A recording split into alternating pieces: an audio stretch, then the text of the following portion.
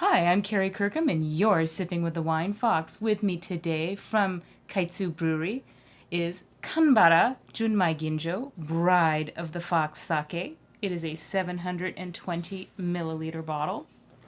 This bottle was produced November of 2018. And get a little shot of pouring it. It is in the $35 to $40 range. And it was produced in Niigata Prefecture. Now this one has a 50% polishing rate, which technically qualifies it as a Junmai Daiginjo, but because of the style and flavor profile, they're just saying it's a Junmai Ginjo. The rice that was used in this is Gohyaku Mangoku, which is typical of the Niigata Prefecture. Now the nose on this is amazing. So complex. I actually had to sit down for half an hour sniffing and sipping and sniffing and sipping, trying it at different temperatures to try to figure out what is going on. Such a melange of aromas. So I get a little bit of porcini mushroom, just a teeny hint. I get coastal sage and fresh beeswax. And of course, a subtly sweet rice note. It is just absolutely beautiful. And as the sake warms up, it becomes even more pronounced. But it is a sensational, very interesting nose.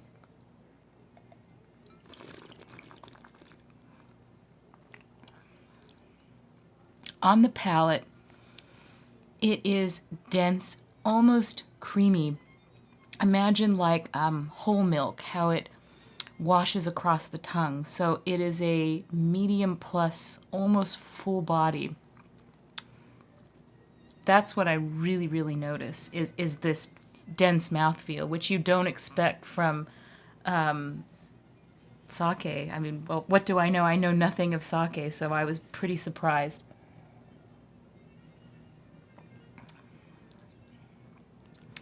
So that hint of porcini mushroom, it is so subtle. But I do get a botanical note of some sort, like coriander. I get a rice note. I do get that, like biting into the honeycomb, that waxy beeswax flavor. Everything is so subtle, and it transforms on the palate like it's like a shadow, if you're just trying to catch it and make sense of it. It is so beautiful. Now, reading about this, I thought I would pair it with steak. So I paired this with a steak dinner with grilled eggplant and sautéed shiitake mushrooms and sunomono salad, and it was phenomenal.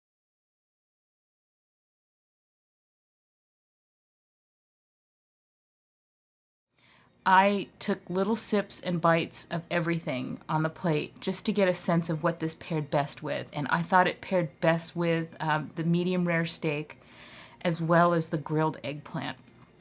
Absolutely sumptuous, but it didn't clash with anything, not even the tomatoes, not even the sunomono.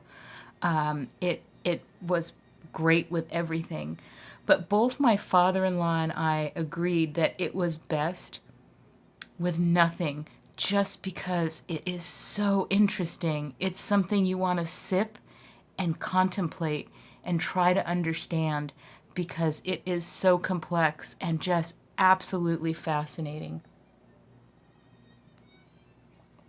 Now, I want to talk about Nihon Shudo, or the sake meter value, the SMV. That gives you a range of sweet or dry in a sake. So this is rated as a +3. So imagine the sake meter being -15 is sweet, and +15 is dry. So this would be +3, so it would be on the dry side. Now there's also something called sando, which measures acidity in a sake, and that ranges roughly from 2.0 to 1.0. And 2.0 would come across as being very rich, where 1.0 would be light. So this sake is rated as a 1.6. So total, when you calculate both of those figures, it's on the edge of dry and rich. Oh, God, the nose is so interesting. It's like I said, it's like chasing a shadow. So the toji, or master brewer's name, is Yamaga Kenichiro, and he's made sake for more than 50 years, so he really knows what he's doing. And the style of sake from this brewery is called muroka, which is non-charcoal filtered. And so because it's not charcoal filtered, it has a bolder style. And by bolder style, I mean bold in mouthfeel and complexity of character. So it's not bold in the sense of a Napa Cab or a Lodi Zin. Bold in mouthfeel and complexity of character. Really amazing. Now, this is my first sake review ever. I'm just now starting to read about sake. I'm reading a book by Bo Timken. He owns True Sake in San Francisco, great little shop. And another reason is I just took a new job. I've been there a little more than a month at Molly Stone's, and we have a huge assortment of sake.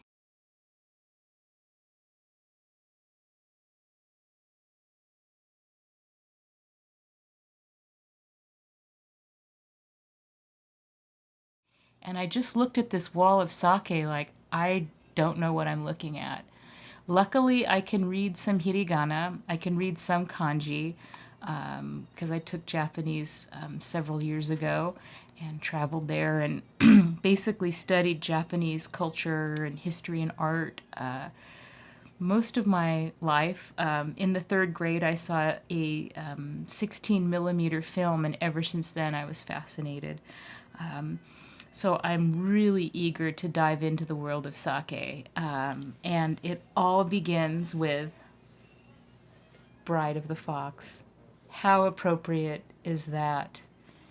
And to that, I say kampai, which basically means empty your cup, and carpe oriza.